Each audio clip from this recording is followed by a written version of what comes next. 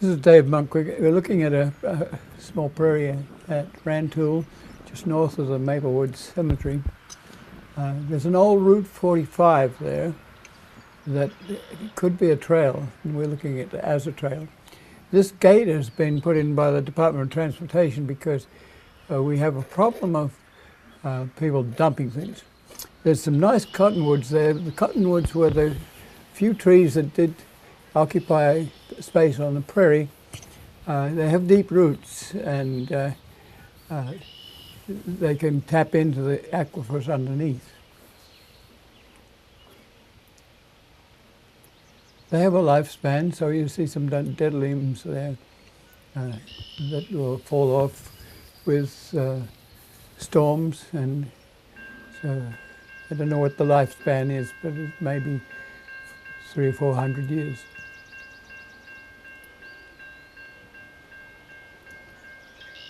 We're very near a railroad line, and it has nearby equisetum. It's a plant that has lost its leaves, and what is left is vestigial leaves, and the stems are photosynthetic. And it comes in a bank. And that's too much for some people, but we like it. It's part of the prairie. The only remaining leaves on this plant are the white, where the white is. The rest are called cladodes. Are botanical stems that have photosynthetic capacity.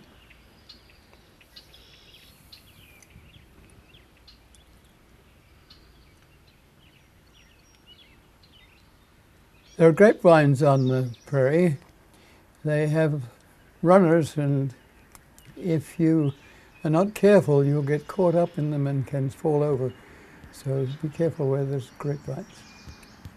They have fruit on them, so that provides for the wildlife. This is an invasive plant.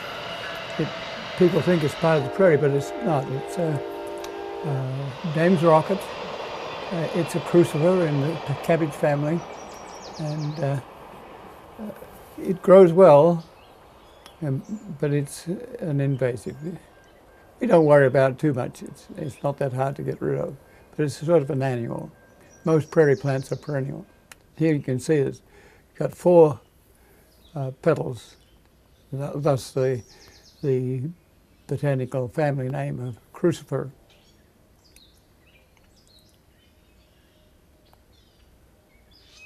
Comes early in the spring.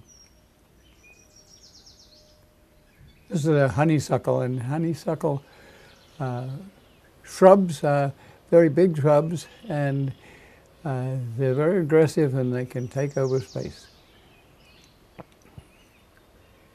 This particular one had a 9-inch stem. This is, Ron Slater is out to spot herbicide teasel. It's almost impossible to do anything else to get rid of it. It's a very invasive plant. You can see we're parking in there so we can get that gate open and get access to the prairie. On the left-hand side is a grove of cottonwoods. This is a teasel plant, and you can see that it has a rosette of leaves that can deny other prairie plants.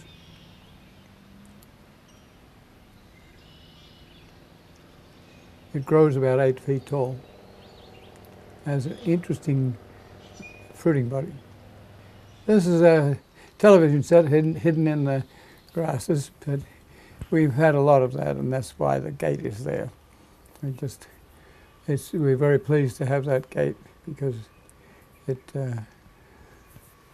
is a pain to remove all that litter.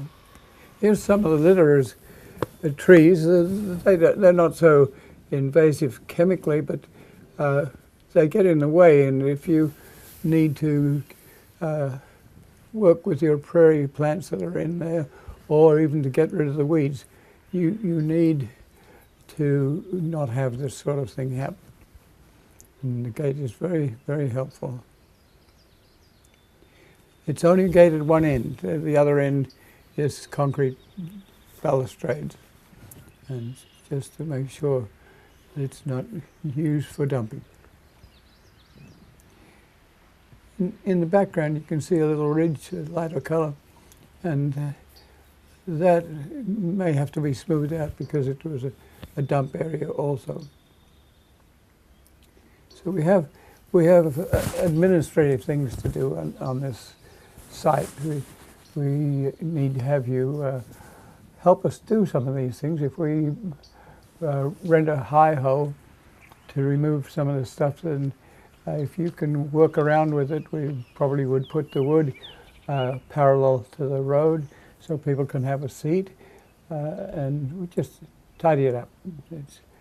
It's probably been like this for about 70 years, and gravel has been taken off this site for road pack, and so it's been disturbed. It's like going back 10,000 years and starting to regrow again.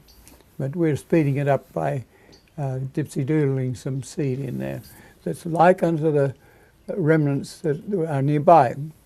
It's very pleasing for us to have some railroad remnant prairies that provide the seed that you would want to use. In this case, you're seeing some of the litter from last year's tall plants. This is native litter, and it lies down just like that, and it provides the fuel matrix to allow the prairie to be burned. So you neither want a whole lot of grasses, and you don't want none. Here's an interurban site that has just about the right amount of grass that would permit you to burn this corridor. It's a little mound parallel to the railroad line. You can see it in the background. And this is early in the season. You see the grass just starting to be green. The burning removes the litter so that it lets the light and the heat get into the plant early in the spring. There's some fancy little starry-eyed grass, and you have to imagine if we're going to have you pick seed, how do we find that? You can put a flag on it, but you almost have to crawl on your stomach and find the seed. And so it's not always easy to do what we're doing, but it's worthwhile. And here's a close-up of starry-eyed grass. So each of those flowers is about the size of your little fingernail. And again, the litter underneath, and in that soil there are microorganisms and fungi and bacteria and paramecians and all sorts of creatures in there that interact with the plants. So sometimes if you go to remove the plant and try to transplant it, you can't do that unless you take some soil with you to give it the background that it's used to. The soils are very, very important, and we're thankful that in some places we have good soils. This is D. Monk, and thank you.